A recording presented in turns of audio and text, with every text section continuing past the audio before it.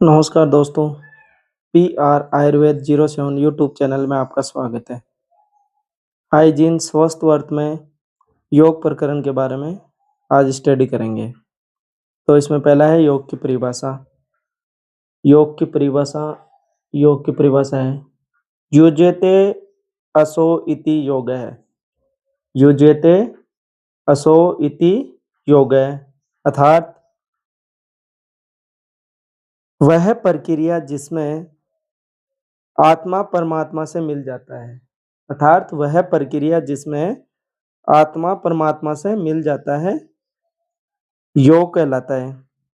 योग का अर्थ है संयोग, यानी कि आपस में मिलना। अतः वह प्रक्रिया जिसमें चित्त अपनी वृत्तियों को इंद्रिय विषयों से हटाकर, अर्थात चित्त अपनी वृत्तियों को इंद्रिय विषयों से हटाकर परमात्मा की ओर लगाए या परमात्मा से जोड़े, योग कहलाता है। यह मन को अपने वश में करने की एक प्रक्रिया है। योग मन को अपने वश में करने की एक प्रक्रिया है। विभिन्न ग्रंथों में योग को निम्नलिखित परिभाषाएं दी गई है जो अलग अलग है। एक परिभाषा और है योग की, योगस्तु चित्तवृत्ति निरोध है। योगस्तु चित्तवृत्ति निरोध है अर्थात चित्त की वृत्तियों का निरोध या रुक जाना योग कहलाता है। अर्थात चित्त की वृत्तियों का निरोध अथवा रुक जाना योग कहलाता है। आगे है मन ज्ञानेंद्रिय व कर्मेंद्रियों द्वारा जो क्रियाकलाप करता है। मन ज्ञानेंद्रिय व कर्मेंद्रियों के द्वारा जो क्रियाकलाप करता है वह उसकी वृत्तियां कहलाती है। वह उसकी वृत्तियां कहलाती है। इन वृत्तियों से वह अपने विषयों में आसक्त रहता है। मन की 3 वृत्तियां होती हैं, सत्व, रज और तम। ये मन के 3 गुण है। मन के 3 गुण कौन से हैं? सत्व, रज और तम मन के 3 गुण है।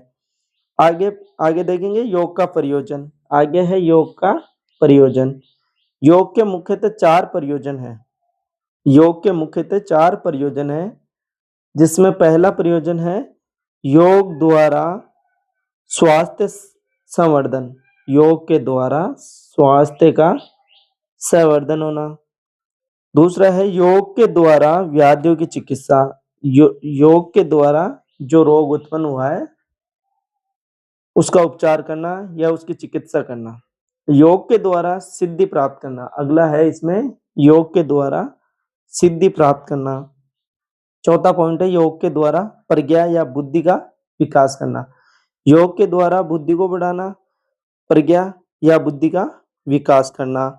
ये योग के 4 प्रयोजन है। योग के पहले प्रयोजन में है योग द्वारा स्वास्थ्य संवर्धन।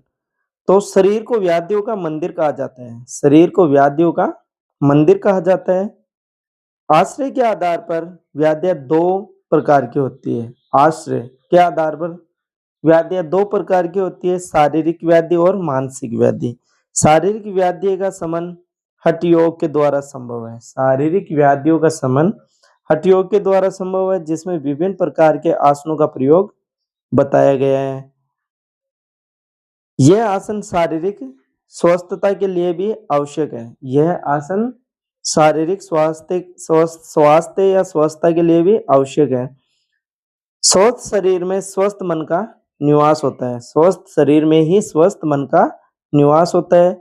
आसनों के द्वारा विभिन्न अंग, आसनों के विभिन्न योग में उपदिष्ट यम नियम आदि से मानसिक स्वास्थ्य रहता है। योग में उपदिष्ट यम नियम आदि से मानसिक स्वास्थ्य रहता है। इस प्रकार योग द्वारा शारीरिक व मानसिक स्वस्थता आती है। अगला पॉइंट है योग द्वारा व्याधियों की चिकित्सा। तो योग के माध्यम से विभिन्न व्याधियों की चिकित्सा की जाती है। प्राणायाम से जहां श्वसन व संस्थानगत व्याधियों की चिकित्सा की जाती है, वहीं विभिन्न व्याधियों से आसनों का प्रयोग किया जाता है। श्वसन व संस्थान में जैसे प्राणायाम से व्याधियों की चिकित्सा की जाती है, वहीं विभिन्न व्याधियों में आसनों की प्रयोग किया जाता है। जीवित मानव शरीर के विभिन्न एवं विशिष्ट घटकों के कारण विभिन्न व्यक्तियों में अंतर रहता है। उसकी प्रकृति, सार, सत्व में अंतर होता है। उनकी रुचि, अनुकूलता, बुद्धि, बल, सामर्थ्य आदि सब अलग-अलग होता है। योग के द्वारा ध्यान योग, ज्ञान योग, हठ योग, राजयोग, कर्म योग, संख्या योग तथा अन्य कई प्रकार से समझा गया है। अगला पॉइंट है योग के द्वारा सिद्धि प्राप्त करना। हमारे शरीर में स्थित आत्मा परमात्मा की प्रतिनिधि है। हमारे शरीर में स्थित आत्मा परमात्मा की प्रतिनिधि है। आत्मा परमात्मा का एक अंग है। हमारे शरीर में मन के कर्मों को देखने के लिए उससे तटस्थ रूप में छोड़ा गया है। मन बाहर के विषयों भागों में फंसा रहता है, परंतु आत्मा को परमात्मा में विलीन होना चाहती है। यह तब संभव नहीं है जब मन अंतः कारणों की ओर गति नहीं करे। मन की वृत्तियों पर निरोध करने से ही मन सुख की प्राप्ति होती है। मन की वृत्तियों पर निरोध करने से ही सुख की प्राप्ति होती है।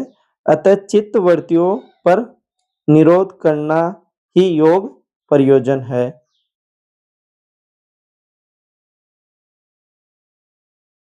अगला पॉइंट है योग के द्वारा प्रज्ञा या बुद्धि का विकास करना। योग के द्वारा प्रज्ञा अथवा बुद्धि का विकास करना।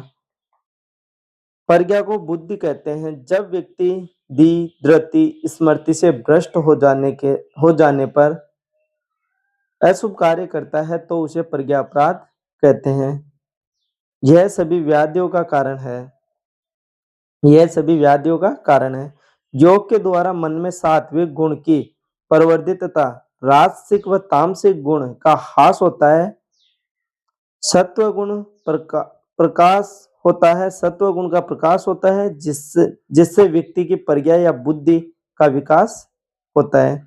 सात्विक गुण के कारण वह जो भी कार्य करता है उसे बहुत सोच समझकर करता है।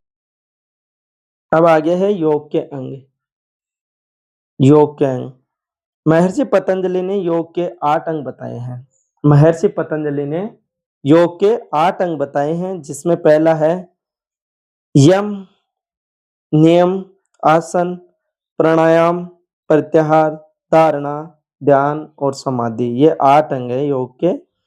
यम, नियम, आसन, प्राणायाम, प्रत्याहार, धारणा, ध्यान, समाधि। अब इन 8 जो अंग है इनको 2 भागों में बांटा गया है। जो 8 अंग बताए गए हैं इनको 2 भागों में बांटा गया है, जिसमें पहला है बहिरंग साधन और दूसरा है अंतरंग साधन। तो अब बहिरंग साधन में कौन कौन से योग के अंग आते हैं? वह 4 अंग आते हैं योग के। यम, नियम, आसन और प्राणायाम। योग के 4 अंग आते हैं बहिरंग साधन में। यम, नियम, आसन, प्राणायाम। ये 4 अंग योग के बहिरंग साधन में आते हैं। अगला है अंतरंग साधन। अंतरंग साधन में योग के 3 अंग आते हैं। धारणा, ध्यान, समाधि। धारणा, ध्यान और समाधि। योग के अंतरंग साधन में 3 अंग आते हैं। धारणा, ध्यान, समाधि। इन 8 अंगों का पालन व व्यवहार करने से उसके चित्त की अशुद्धियां मिट जाती है तथा उसे ज्ञान इस सीमा तक प्राप्त हो जाता है कि आत्मा की स्थिति बुद्धि, अहंकार, इंद्रिया आदि से पृथक लगने लगती है। आगे अब इन योग अंगों के बारे में अगले वीडियो में स्टडी करेंगे।